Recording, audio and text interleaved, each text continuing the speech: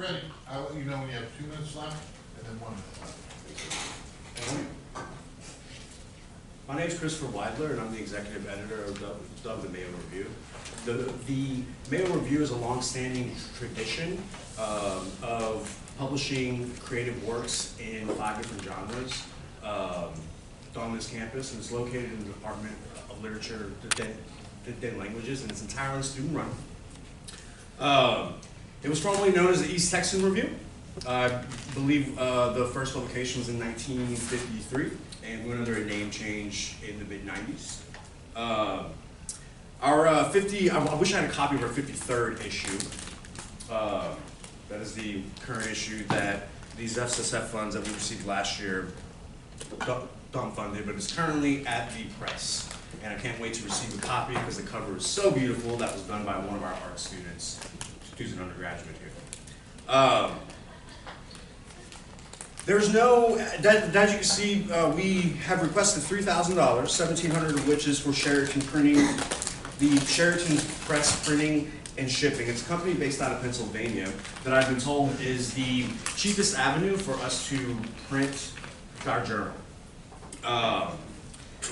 Instead of our usual 300 copies, we only requested 150 copies of this current issue to keep the cost down, which that came in at $1,056, I believe. So to keep the cost of printing down, and then likewise have a little bit more money to bring a guest speaker out. So currently as it stands, we're requesting $1,700 for Sheraton's printing and shipping, and $500 for the fall guest speaker stipend, including traveling and lodging. Last fall, 2017, we were fortunate enough to have 2 guest speakers at our fall event. One of which was Bruce Bond and Karen Schuler. Dr. Domatardo, our advisor to the Mayo Review, is friends with both of those poets. We were able to get them on a cheap dime, thankfully. And that cost us $500, and we're looking to spend around the same amount of money on a guest speaker for the fall, but likewise to increase the stipend for a spring speaker to launch our next issue. I have a copy of the 52nd issue, if anybody would like to take a look. And like I said, the 53rd issue is currently at press and will be available in the next coming weeks.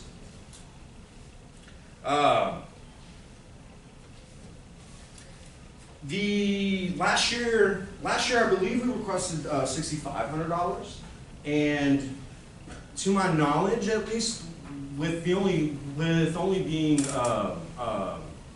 provided $3,000, there was no immediate disadvantages for not having the full funded request. For that reason, I kept the funding requests very minimal and didn't ask for any additional funds for this year. If we do not receive the full funding request, I don't believe we'll be able to have as esteemed the poet or scholar visit our campus, and we likely won't be able to order as many issues. And there is a minimum amount of issues that we have to order, and that's 150. It has to be, I believe, above 80 pages for us to get it at that rate. And it's about the arts. It's always been about the arts. It's always been about a creative place for students to publish. The Mayo Review has a reputation for receiving, what's the word I'm looking for? I apologize. For receiving submissions from around the world. We've had folks published in our journal who live in Spain, Nigeria, China, and then likewise our wonderful students across campus. I believe that's all I have today. So please, questions. We have questions for Chris? Is it juried, or what's the selection process for submission? It goes through a peer review process. Each genre has one or two editors per. It just depends on how many submissions we receive. We normally receive about 150 poetry submissions. This year we received 30 in fiction, 15 in nonfiction, which always seems to be a weak category. We received about 30 in art and photography, the majority of which was from students in the art department. And that's an estimation.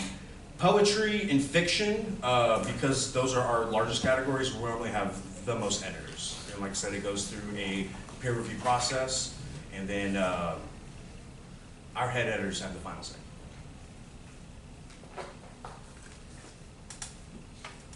Other questions for Chris?